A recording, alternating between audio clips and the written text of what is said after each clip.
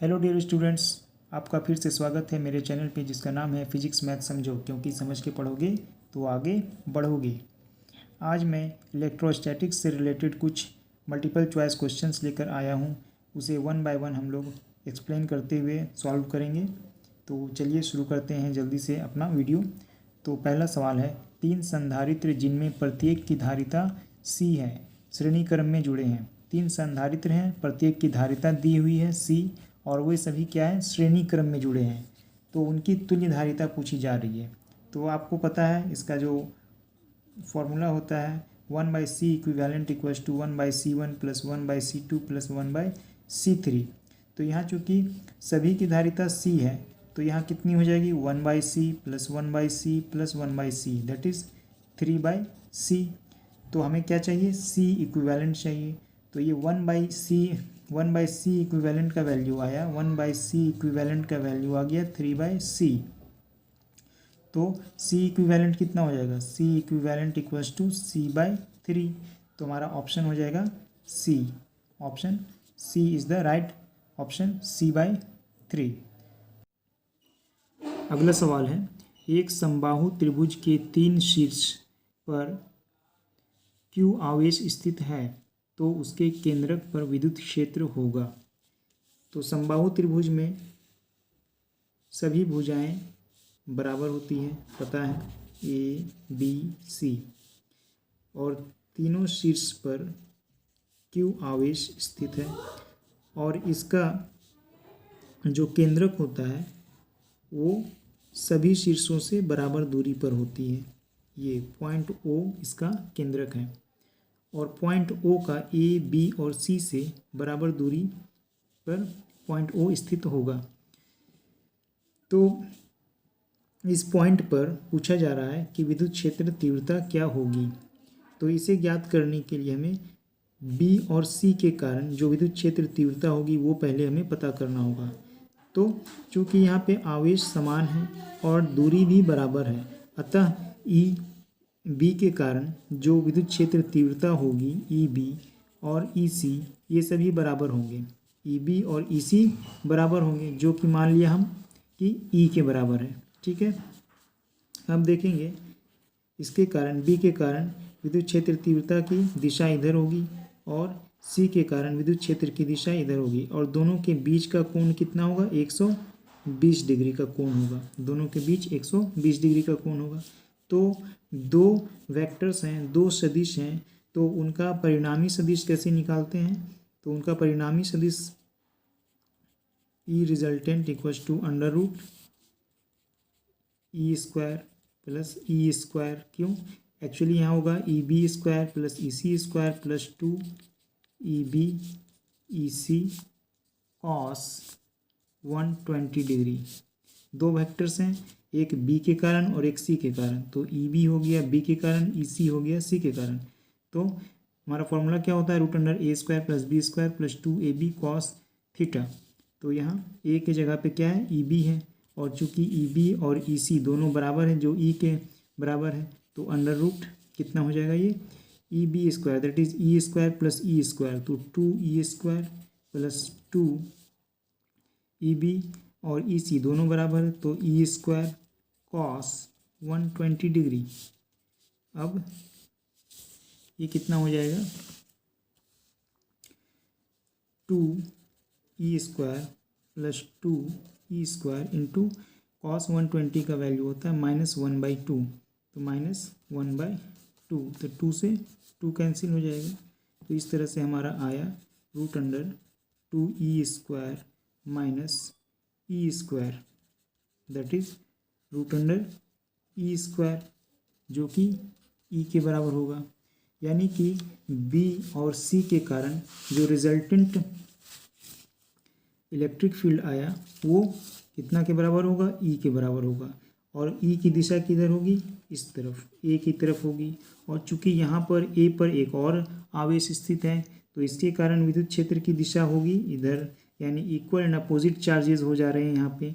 इसलिए बिंदु O पर जो परिणामी विद्युत क्षेत्र तीव्रता होगा वो क्या होगा, 0 होगा। तो इसका आंसर हो गया हमारा, इसका आंसर हो गया A।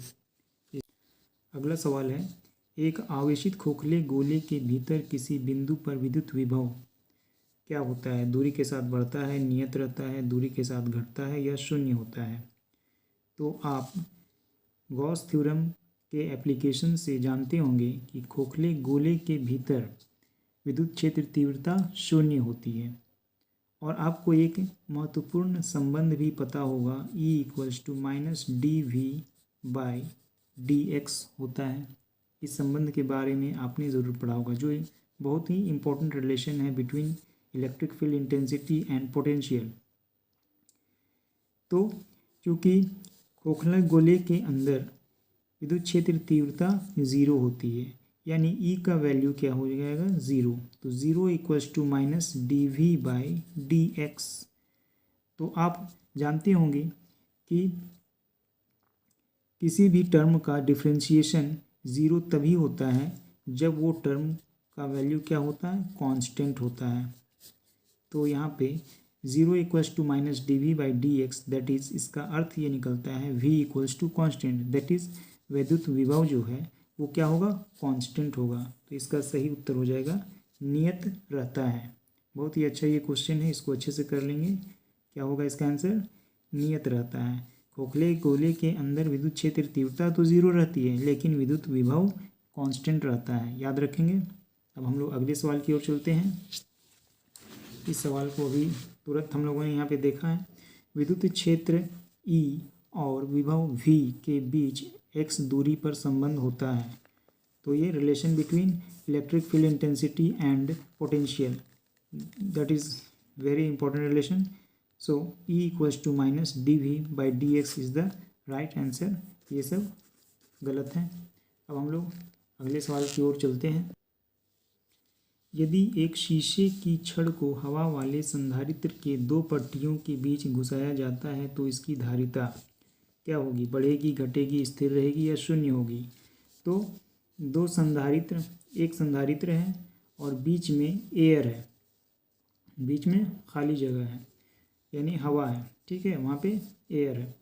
और इसमें क्या किया जाता है? 2 पट्टियों के बीच शीशे का छड़ इसमें डाला जाता है, तो इसकी धारिता क्या होगी? बढ़ जाएगी या घट जाएगी? तो आपको पता है शीशा क्या होता है? कुचालक होता है। तो कुचालक पदार्थ को संधारित्र के पट्टियों के बीच जब डाला जाता है तो उसकी धारिता बढ़ जाती है। एक्चुअली जो संधारित्र बनाए जाते हैं वो कुचालक पदार्थ डाला इसलिए ही जाता है ताकि उसकी धारिता बढ़ जाए। तो इसका आंसर हो जाएगा बढ़ेगी। ठीक है, आगे हम लोग चलते हैं। छोटे वैद्युत द्विध्रुव के कारण केंद्र से r दूरी पर विद्युत विभव का मान समानुपाती होगा। किसके समानुपाती होगा? तो ये बहुत ही बेसिक सा फॉर्मूला है। एक द्विध्रुव है और उससे ठीक r दूरी पर किसी बिंदु पर, जो मान लिया ये बिंदु P है, तो इस पॉइंट पर उसका विद्युत विभव का सूत्र क्या होता है? V = P cos θ/4πε0 r²। आपको पता होगा ये रिलेशन। विद्युत द्विध्रुव के कारण किसी बिंदु पर विद्युत विभव का मान होता है V = 2P cos θ/4πε0 r²। तो यहाँ पे देख सकते हैं V is directly proportional to 1/r²। V को हम इस तरह से लिख सकते हैं, प्रोपोर्शनल टू 1/r², यानी r² के इन्वर्सली प्रोपोर्शनल है। तो हमारा relation C, option C is the right answer, 1/r²। आगे हम लोग चलते हैं। किसी भौतिक राशि का मात्रक वोल्ट पर मीटर है तो वह राशि है, यानी कौन सी राशि है जिसका मात्रक वोल्ट पर मीटर होता है? तो आपको पता है E = -dV/dx, बहुत ही इंपॉर्टेंट रिलेशन है। जहाँ V क्या है? विद्युत विभव है। x क्या है? दूरी है। तो विभव के लिए क्या होता है? वोल्ट, और दूरी यानी मीटर, यानी वोल्ट पर मीटर। इसका मात्रक आ गया हमारा इलेक्ट्रिक फील्ड इंटेंसिटी, यानी विद्युत क्षेत्र का। तो इसलिए इसका आंसर हो जाएगा B, विद्युत क्षेत्र तीव्रता। आगे हम लोग चलते हैं। एक घन के केंद्र पर जिसकी भुजा L है, एक आवेश Q रखा है। एक घन है और इसके केंद्र पर Q आवेश स्थित है तो घन से निर्गत वैद्युत फ्लक्स होगा। तो आप जब गॉस थ्योरम पढ़े होंगे तो आपको पता होगा। हमारा अगला सवाल है, एक घन के केंद्र पर जिसकी प्रत्येक भुजा की लंबाई L है, एक आवेश Q रखा है, घन से निर्गत वैद्युत फ्लक्स होगा। तो एक घन हम लोगों ने बना लिया और इसके सेंटर पर एक Q आवेश स्थित है। तो गॉस थ्योरम से आप जानते होंगे कि जो भी आवेश होता है उसका 1/ε0 टाइम्स उसका वैद्युत फ्लक्स का मान होता है। तो यहाँ चूंकि आवेश Q है तो टोटल फ्लक्स कितना हो जाएगा, Q/ε0।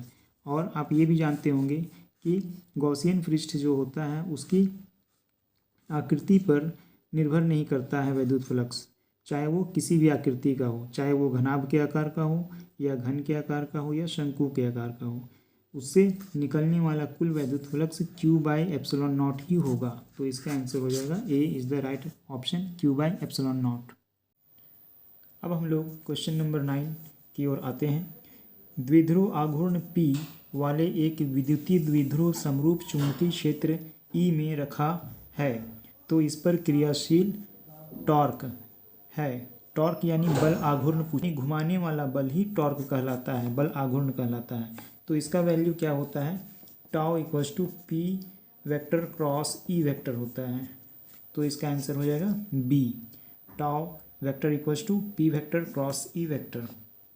हम लोग अगले सवाल की ओर चलते हैं। क्वेश्चन नंबर 10, धातु का परावैद्युतांक यानी डाइलेक्ट्रिक कांस्टेंट होता है मेटल का। यहाँ किसका पूछा जा रहा है, मेटल का परावैद्युतांक पूछा जा रहा है।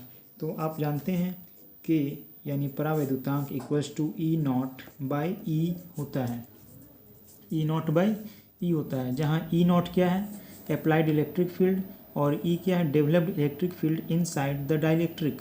तो डाइलेक्ट्रिक यहाँ पे क्या है, धातु लिया गया है। तो धातु में तो इलेक्ट्रिक फील्ड क्या होता है, धातु के अंदर 0 होता है। तो यहाँ पे क्या हो जाएगा, E0/0। और आप जानते हैं कि समथिंग बाई 0 इक्वल्स टू क्या होता है, इन्फिनिटी होता है। तो इसका आंसर हो जाएगा अनंत। धातु का परावैद्युतांक क्या होता है, अनंत होता है। अब हम लोग अगले सवाल की ओर चलते हैं। विद्युत क्षेत्र 3 × 10⁻⁻10 वोल्ट पर मीटर में एक आवेशित कण का अपवाह वेग इतना है। कण की गतिशीलता का मान है, मोबिलिटी। क्या पूछा जा रहा है, मोबिलिटी, गतिशीलता। यहाँ इलेक्ट्रिक फील्ड का वैल्यू दिया है और अपवाह वेग यानी ड्रिफ्ट वेलोसिटी का वैल्यू दिया है। चलिए इसे हम सॉल्व करते हैं। तो मोबिलिटी को म्यू से लिखते हैं। म्यू इक्वल्स टू क्या होता है, म्यू इक्वल्स टू VD/E, जहाँ VD क्या है, अपवाह वेग। VD क्या होता है, अपवाह वेग होता है, और E अप्लाइड इलेक्ट्रिक फील्ड। तो यहाँ अपवाह वेग का वैल्यू दिया है 7.5 × 10⁻⁴/E, यानी इलेक्ट्रिक फील्ड 3 × 10⁻⁻10।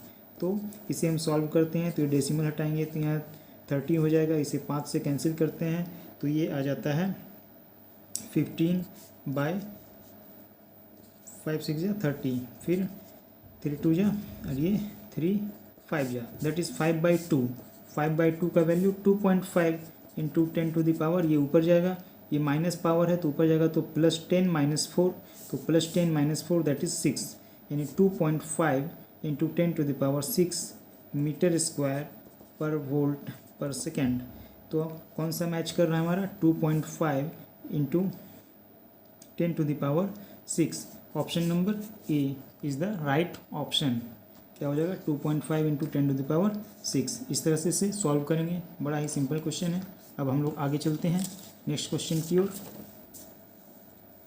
क्वेश्चन नंबर 12, किसी आवेशित वस्तु पर आवेश की न्यूनतम मात्रा है। तो आप क्वांटाइजेशन ऑफ चार्ज से आप जानते होंगे कि किसी भी वस्तु पर या किसी भी पार्टिकल पर एक न्यूनतम आवेश जो हो सकता है वो मिनिमम कितना हो सकता है, एक इलेक्ट्रॉन पे जितना आवेश होता है उतना ही हो सकता है, उससे कम नहीं हो सकता है, उससे ज़्यादा हो सकता है, लेकिन वो इलेक्ट्रॉन पर आवेश के गुणज में ही होगा। ठीक है, एक इलेक्ट्रॉन पे जितना आवेश होता है कम से कम उतना होता है, उससे कम कभी नहीं होगा। कहने का मतलब है कि एक इलेक्ट्रॉन पे आवेश कितना होता है 1.6 इंटू 10⁻⁻19 कूलम। तो इसे हम तोड़ नहीं सकते हैं, इससे कम नहीं होगा। तो इसका आंसर कितना हो जाएगा 1.6 इंटू 10⁻⁻19 कूलम, जो कि एक इलेक्ट्रॉन पर आवेश होता है। एक इलेक्ट्रॉन से कम आवेश संभव नहीं है। अब आगे हम लोग बढ़ते हैं। एक बिंदु आवेश Q को E परिमाण वाले विद्युत क्षेत्र में रखा गया है। आवेश द्वारा महसूस किया जाने वाला बल होगा। तो आप पढ़े होंगे इलेक्ट्रिक फील्ड का डिफिनेशन क्या होता है, E equals to F/Q, force per unit charge. Force per unit charge is called electric field intensity. तो यहाँ से हम क्या लिख सकते हैं, फोर्स इक्वल्स टू E, क्या लिख सकते हैं, Q into E, Q into E लिख सकते हैं। देख पा रहे हैं आप, force equals to Q into E लिख सकते हैं। तो यहाँ पे कौन सा ऑप्शन मैच कर रहा है, option A is the right option. अब आते हैं क्वेश्चन नंबर 14 पे। निर्वात की विद्युतशीलता एप्सिलॉन नॉट का मात्रक है। यहाँ एप्सिलॉन नॉट यानी विद्युतशीलता परमिटिविटी का मात्रक पूछा जा रहा है। तो कूलम्स लॉ से हम जानते हैं कि electrostatic force equals to 1/4 pi epsilon naught Q1 Q2 by r square होता है। Q1 Q2 by r square होता है। तो यहाँ से हम एप्सिलॉन नॉट इक्वल्स टू कितना लिख सकते हैं, epsilon naught equals to Q1 Q2 by F r square लिख सकते हैं। अब हम क्या कर सकते हैं, इसके यूनिट्स को रखेंगे और देखते हैं क्या आता है। यहाँ Q1 और Q2 यानी दो आवेशों का गुणनफल है, तो कूलम स्क्वायर हो जाएगा बाय फोर्स। तो फोर्स क्या होता है, न्यूटन, और ये आर क्या है, डिस्टेंस, दूरी। तो दूरी का मात्रक क्या होता है, मीटर। यहाँ स्क्वायर है तो मीटर स्क्वायर हो जाएगा। तो इसे अच्छे से अगर लिखेंगे तो क्या हो जाएगा, कूलम स्क्वायर न्यूटन का पावर -1 और मीटर का पावर -2। तो यहाँ आप देख सकते हैं कौन मैच कर रहा है, कूलम स्क्वायर न्यूटन का पावर -1 और मीटर का पावर -2, यानी option B is the right option. अब हम लोग आगे बढ़ते हैं। अब हम लोग अगले सवाल की ओर चलते हैं। Question number 15। निर्वात में 1 मीटर की दूरी पर स्थित प्रत्येक 1 माइक्रोकूलम के 2 बिंदु आवेशों की स्थिर वैद्युत स्थितिज ऊर्जा है। तो इसे सॉल्व करते हैं। यहाँ पूछा जा रहा है वैद्युत स्थितिज ऊर्जा, इलेक्ट्रिक पोटेंशियल एनर्जी। तो इलेक्ट्रिक पोटेंशियल एनर्जी कितना होता है, U equals to 1/4 pi epsilon naught Q1 Q2 by r, where Q1 Q2 are the charges and R is the distance between the charges. तो निर्वात में 1 मीटर की दूरी पर है, तो R का वैल्यू हो गया 1 मीटर, और प्रत्येक आवेश कितने का है, 1 माइक्रोकूलम का है। तो माइक्रोकूलम का मीन्स हो गया 10⁻⁻⁶, और 1/4 पाई एप्सिलॉन नॉट का वैल्यू होता है 9 इंटू 10⁻⁹ इंटू 10⁻⁻6 इंटू 10⁻⁻6, और R का वैल्यू है 1/1। तो इसे सॉल्व करते हैं आगे, कितना आ जाएगा ये, तो 6 + 6 दोनों ऐड हो जाएगा, -6 और -6, तो 9 इंटू 10⁻⁻3, 9 इंटू 10⁻⁻3 क्या, जूल। तो कौन सा ऑप्शन मैच कर रहा है, ऑप्शन सी, 9 इंटू 10⁻⁻3। तो ये हो गया हमारा option C is the answer. Next, 1 kilowatt hour बराबर है, तो ये आपको पता होगा ये कितने जूल के बराबर होता है, 3.6 इंटू 10⁶ जूल के बराबर होता है 1 किलोवाट आवर। आगे बढ़ते हैं हम लोग। किसी चालक के लिए धारा घनत्व J, चालकता सिग्मा तथा विद्युत क्षेत्र तीव्रता के बीच संबंध है। तो ये बड़ा ही बेसिक क्वेश्चन है, इसका एक डेरिवेशन भी होता है। इसका आंसर है J equals to sigma into E, where J is current density, sigma is conductivity and E is called electric field intensity. हम लोग अगले सवाल की ओर चलते हैं। Question number 18। 2 बिंदु आवेश +3 माइक्रोकूलम +4 माइक्रोकूलम एक दूसरे को 10 न्यूटन के बल से प्रतिकर्षित करते हैं। यदि प्रत्येक पर -6 माइक्रोकूलम का अतिरिक्त आवेश दिया जाए तो उनके बीच लगने वाला नया बल है। तो यहाँ आप देख सकते हैं 2 आवेश हैं और उनके बीच लगने वाला बल 10 न्यूटन दिया गया है, लेकिन इन दोनों के बीच की दूरी नहीं दी गई है। तो हमें दूरी ज्ञात करना होगा। तो आप जानते हैं इलेक्ट्रोस्टैटिक फोर्स का फॉर्मूला क्या होता है, F equals to 1/4πε0 into Q1 Q2/r² होता है। ये फॉर्मूला कूलम्स लॉ से हम जानते हैं। तो इस पर हम इन वैल्यूज़ को पुट करते हैं। तो फोर्स का वैल्यू दिया गया है 10 न्यूटन, तो यहाँ हो गया 10 इक्वल्स टू 1/4πε0 कॉन्स्टेंट होता है जिसका वैल्यू होता है 10 इंटू 10⁹ और Q1 और Q2 का वैल्यू दिया गया है कितना है 3 into 10⁻⁻6 into 4 into 10⁻⁻6 divided by r²। तो r² दूरी नहीं दी गई है, यही हमें पता करना है। तो r² इक्वल्स टू कितना लिख सकते हैं 4 3 जा 12 इंटू 9 108 इंटू 10⁻⁻6 प्लस 9। तो -6 -6 -12 प्लस 9 तो कितना हो जाएगा -3/10। अब इससे सॉल्व करते हैं तो कितना आता है 10.8 इंटू 10⁻⁻3। ये किसका वैल्यू आया, r² का वैल्यू आया। हमें क्या फाइंड करना है, इलेक्ट्रोस्टैटिक फोर्स। कब, जब उस पर आवेश दिया जाता है दोनों के ऊपर -6 माइक्रोकूलम। तो अब जो नया आवेश होगा उसे हम Q1 से लिखते हैं। तो Q1 का वैल्यू अब क्या हो जाएगा, देख सकते हैं यहाँ 3 microcoulomb -6 microcoulomb that is -3 microcoulomb हो जाएगा। That is -3 into 10⁻⁻6 coulomb. And Q2 दूसरा आवेश कितना हो जाएगा 4 -6 that is -2 microcoulomb. That is -2 into 10⁻⁻6 coulomb. ठीक है, डिस्टेंस पता है। अब हमें फोर्स ज्ञात करना है। तो फोर्स ज्ञात करने के लिए, बल ज्ञात करने के लिए क्या होगा, F इक्वल्स टू 1/4πε0। फिर हम लोग यही फॉर्मूला अप्लाई करेंगे, यही वाला फॉर्मूला अप्लाई करेंगे। तो इसमें 1/4πε0 का वैल्यू क्या होता है 9 इंटू 10⁻9 इंटू नया आवेश कितना हो गया -3 into 10⁻⁻6 into -2 into 10⁻⁻6 divided by r²। तो r² का वैल्यू हम लोगों ने निकाल रखा है, कितना है 10.8 इंटू 10⁻⁻3। अब इसे हम लोग सॉल्व करते हैं।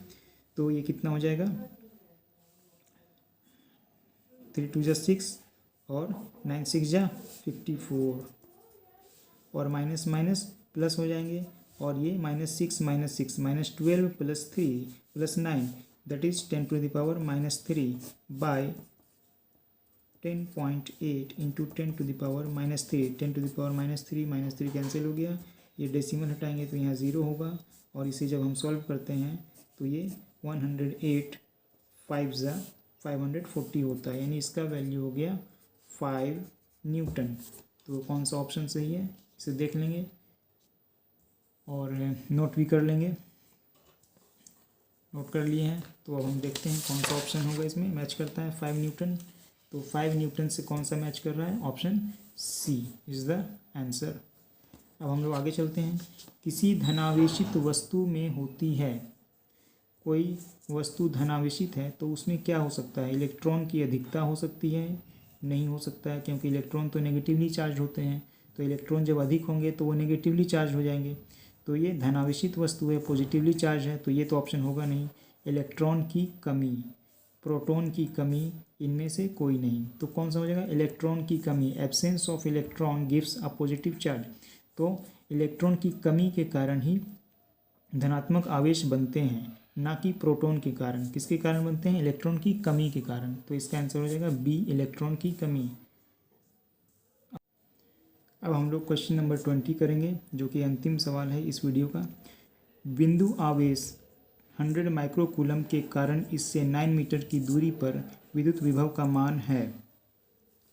तो विद्युत विभव पूछा जा रहा है, यानी V इक्वल्स टू क्या होता है 1/4πε0 Q/R। ये होता है फॉर्मूला Q/R। तो 1/4πε0 का वैल्यू क्या होता है 9 इंटू 10⁻9 और फिर Q का वैल्यू कितना है 100 माइक्रोकूलम। तो 100 इंटू 10⁻⁻6 कूलम हो जाएंगे और डिवाइडेड बाय R का वैल्यू कितना है 9 है, तो 9 से 9 कैंसिल हो गया। और ये कितना हो जाएगा, यहाँ 2 0 है तो तो यहाँ 10⁻⁻⁴ यानी 10⁻⁹ -4 दैट इज 10⁻5 वोल्ट। तो 10⁵ वोल्ट इसका आंसर है, जो कि ऑप्शन सी है। तो इस तरह से हम लोगों ने 20 क्वेश्चन को हल किया है जो इलेक्ट्रोस्टैटिक्स से है। तो उम्मीद है आपको ये वीडियो अच्छा लगा होगा और हर एक क्वेश्चन समझ में आया होगा। अगर समझ में नहीं आया, कहीं पे कोई दिक्कत है, तो आप कमेंट कर सकते हैं, मैं उससे रिप्लाई करूँगा। तो आज के लिए इतना ही।